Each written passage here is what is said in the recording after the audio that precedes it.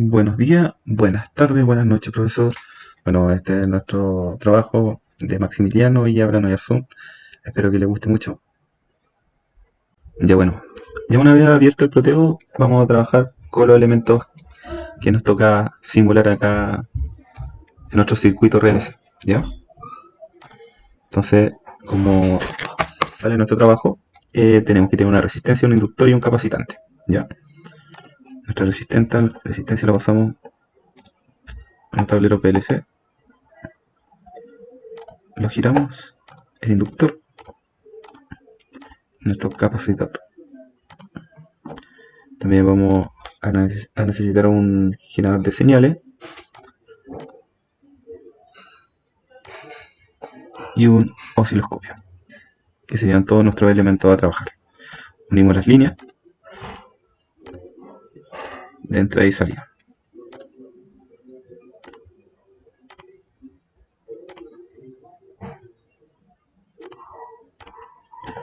Una vez unida, modificamos lo que es el inductor de 38 MHz y nuestra resistencia a 330. Una vez hecho esto, verificamos el voltaje de entrada de nuestro circuito y la de la salida, que vendría siendo la de la resistencia. Ahí en nuestra primera parte estaríamos listos con el primer circuito RLC, que vendría siendo en serie. Pasando al segundo paso, verificamos lo que nos muestra los datos del 3.2 del trabajo, donde nos dice que debe ser alimentado un circuito sinoidal de valor 10 volt peak con una frecuencia de 150 Hz y que va aumentando en intervalos de 100 Hz, aproximadamente en 2 kHz o 2000 Hz. Ya, lo vamos a verificar ahora en el osciloscopio. Bueno, el siguiente paso es agregar los multímetros. Agregar un multímetro de miliamperes o de amperaje y un multímetro en volt, ¿ya? Agregamos nuestro multímetro, uno directamente al capacitor y otro directamente a la resistencia. ¿Ya? Ahora verificamos nuestras señales, que le vendría haciendo por el osciloscopio. Damos play a nuestro osciloscopio y nos van a mostrar las señales, ¿ya? Lo primero que tenemos que hacer es verificar que está introducido nuestros valores correctos, ¿ya? Tenemos que ver primero el rango del voltaje, después el nivel de voltaje, el rango de frecuencia y el nivel de frecuencia, ¿ya? Entonces, lo primero que tenemos que ver es que el rango de voltaje esté en 1, corresponde, ¿cierto? Que nuestro nivel de voltaje esté en 10, lo que se encuentra el nivel de voltaje en 10, ¿está bien? Nuestro rango de frecuencia se encuentra en kilo ohm en 0,1, ¿correcto? Y nuestro nivel de frecuencia que es 150 Hz. En este caso se encuentra en 170 y lo bajamos en 150, buscamos la señal. 150, perfecto. Ya, una vez encontrado las señales, nos damos cuenta que acá está ocurriendo tanto como la señal de corriente, ¿cierto? Que representaría el azul, y la señal de voltaje, que representaría la señal amarilla, se encuentra que hay un desfase, ¿ya? ¿Qué significa? Que la corriente adelanta el voltaje. Esto nos diría que es capacitivo, ¿ya? Porque la corriente adelanta el voltaje. Como se pudo analizar anteriormente mediante la simulación de Proteus, eh, se ve una variación de muchos valores. Y si se dieron cuenta, en el circuito estaban conectados amperímetros y voltímetros. Estos amperímetros y voltímetros son, comencemos con el punto de que estos instrumentos dan los resultados en RMS. Lo que el ejercicio nos pedía es buscar los datos en máximo, tanto voltaje máximo como corriente máxima. Además, tenemos que sacar el periodo de cada caso. Entonces, vamos a ocupar como ejemplo el primer caso que es de la frecuencia de 150. En la frecuencia de 150, para sacar el periodo, se ocupa una fórmula, que la fórmula dice 1 partido en frecuencia es igual al periodo. Tenemos la frecuencia de 150, por lo tanto hacemos 1 dividido en 150 y va a dar el resultado que tenemos en la tabla, que es 6,6667. Esta misma fórmula se ocupa, obviamente, de ahí para abajo para cada caso, con cada valor de frecuencia y todo sucesivamente. Cuando se habla de valor máximo de entrada, se habla valor máximo que nos da el generador de frecuencia. Y si como se vio en la simulación, el generador de frecuencia te, se da un valor 10 peak to peak. Es decir, que entre el pic de arriba y el pic de abajo hay 10 volts. Por lo tanto, la separación de estos dos es 5 volts positivos y 5 volts negativos. Y por eso mismo el valor máximo de entrada es 5. En el caso del valor RMS es directamente lo que es el valor que sacamos del voltímetro que vemos en el circuito, que el primero nos dio 1.1. Al tener ese valor, después se aplica la fórmula de RMS a valor máximo, que en este caso sería el voltaje RMS por raíz de 2 igual al voltaje máximo, que en este caso nos dio 1,5556. Después de lograr eso, tenemos que sacar la corriente máxima. Y el proceso es el mismo en realidad. Tenemos la corriente RMS, que si ven al final se encuentra el dato, que es 3,33. Este dato se multiplica por raíz de 2 y logramos sacar la corriente máxima, que sería 4,7093. En el caso del desfase es un poco más enredado, pero fácil de ver, porque viendo la simulación, uno con el osciloscopio hace un cálculo gracias a las herramientas que nos da Proteus, que más que nada poder ocupar el cursor en la parábola, es ver la distancia entre los desfases, entre el desfase de la corriente con el desfase del voltaje, te va a dar un valor que eso es un periodo. Ese periodo tú tomas su ángulo como una variable, como algo que tú no sabes. En el caso de nuestro dato base, que es 6,6667, que es la frecuencia que tenemos, que el periodo que ya tenemos conocido, ese periodo se toma como un grado de 360 grados. Y con esos tres datos y la variable se hace una regla 3 simple, es decir, el 1,34, que es el periodo que se sacó del cálculo de los desfases, por el 360 grados, dividido en el 6,6667, y al hacer esa fórmula, nos da el valor de 62,89 grados. Eso es todo lo que yo expliqué, se hace en cada caso con cada frecuencia distinta, que va aumentando de 100 en 100.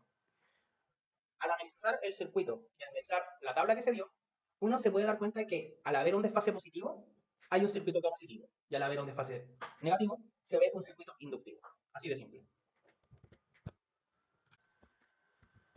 La tabla que tenemos a continuación es la tabla en donde nosotros cambiamos la resistencia que se ve en el circuito. En el primer caso de tabla, la resistencia que ocupamos fue una resistencia de 330 ohms. En este caso ocupamos una resistencia de 1 kilo, o sea, 1000 ohms. El proceso es el mismo, o sea, 1 dividido en la frecuencia, raíz de 2 dividido en el voltaje RMS. Obviamente, cada valor es distinto, porque hablamos de 1000 ohms en vez de 330 ohms. Uno de los grandes análisis que yo puedo hacer sobre esto es que a la mayor resistencia que haya, porque lo único que se varió acá es la resistencia, o sea, se aumentó la resistencia nomás. Si se dan cuenta en la tabla, hay más casos de circuitos inductivos que de circuitos capacitivos. O sea, se ve más circuitos inductivos que circuitos capacitivos. Es uno de los análisis que se puede dar en este cambio de resistencia. Pero los procesos matemáticos que se tienen que hacer para sacar cada valor es el mismo. No varía nada frente al cambio de resistencia. Los datos que se ven en estos momentos corresponden a los datos que nosotros utilizamos para hacer dos gráficos en específicos. El primer gráfico que se va a mostrar es el gráfico de la intersección entre el XL y el XC. Ahora ustedes me preguntarán, ¿por qué es importante este gráfico? La intersección del XL y XC corresponde al momento en el que en el circuito está en fase. O sea, donde no hay ni adelanto ni atrás. Donde teóricamente sacamos que el valor es 816,4. En el siguiente gráfico, más que nada se muestra todas las líneas. El XL, el XC, el Z, el R y el I. Y eso, más que nada.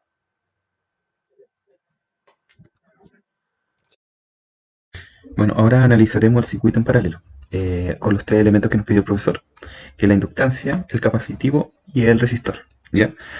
Nosotros generamos este tipo de circuito, ¿ya? Lo que vemos en la grabación, donde generamos dos resistencias más, ¿ya? Se preguntarán para qué agregamos dos resistencias más, ¿ya? Para que no haya una caída de tensión, ¿ya? Esta resistencia la generamos, que vendría siendo la resistencia 3 y la resistencia 2, en 0,1 ohm, ¿ya? No muy alto, porque ya que es solamente para que no haya una caída de tensión. Ya, agregamos las señales tanto para la entrada como la salida de la primera resistencia, la C para el capacitador y la C para el inductante. Disculpe, la D para el inductante. Ya. Vamos a generar o vamos a hacerle play a este circuito. Bueno, acá en los osciloscopios nos está mostrando las señales tanto del canal C como del canal D. Por lo anteriormente dicho, sabemos que el canal C es de la inductancia y el canal D de la capacitancia, ¿cierto? Mira, vamos a mostrar un rango 0, ¿ya? Vamos a ver que suba la frecuencia, ¿ya? Si nos damos cuenta, en 950 nos damos cuenta que entre mayor frecuencia, que aumenta, a mayor frecuencia aumenta la capacitancia, ¿cierto? Aumenta la capacitancia, o el capacitor, ¿cierto? Y si disminuimos la frecuencia,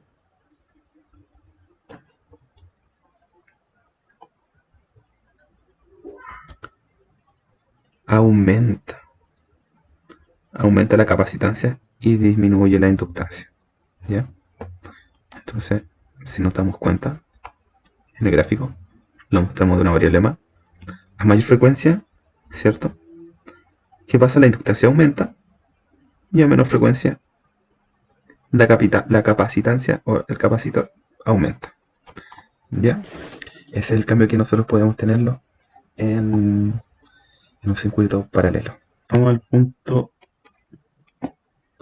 de investigar sobre el factor de calidad de Q. Ya. Como podemos ver, el profesor acá no, bueno, el profesor nos entregó la frecuencia de resonancia, ¿ya? Con un circuito en serie, ¿ya? Por lo general, la calidad del circuito o el circuito en resonancia en serie depende mucho de la impedancia inductiva y de la capacitancia. La inductancia y el capacitancia, ¿cierto? Que sabemos que se cancelan y que tienen el mismo valor.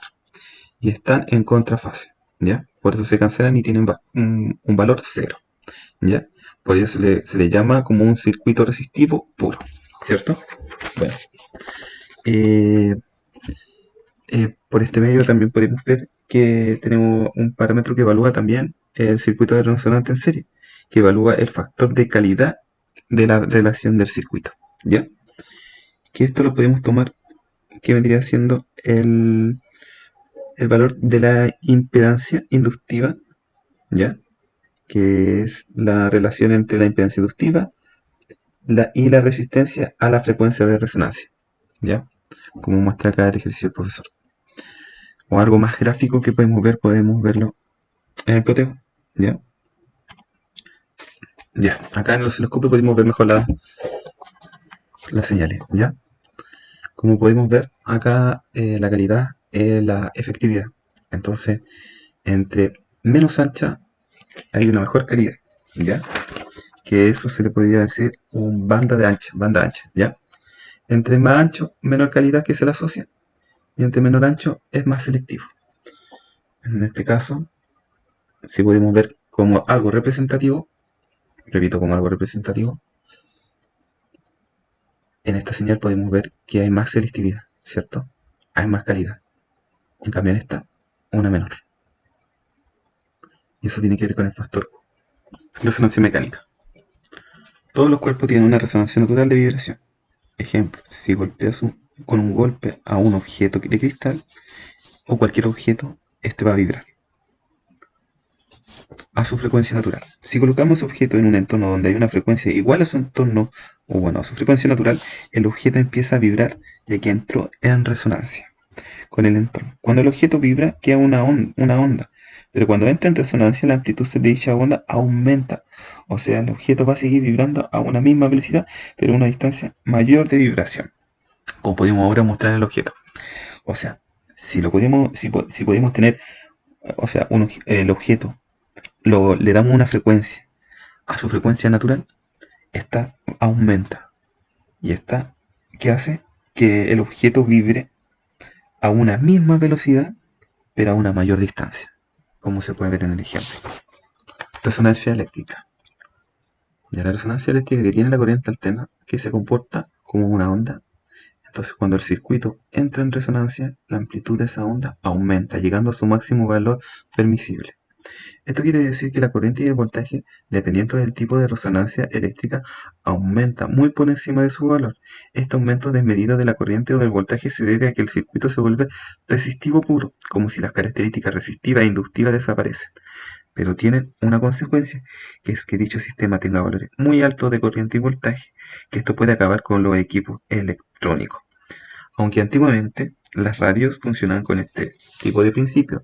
Cuando mueven la pericilla o la ruedita que tenía esta radio, hace que la bobina y el conductor entren en resonancia, y así podemos captar la frecuencia de una radio que nosotros deseamos en ese tiempo.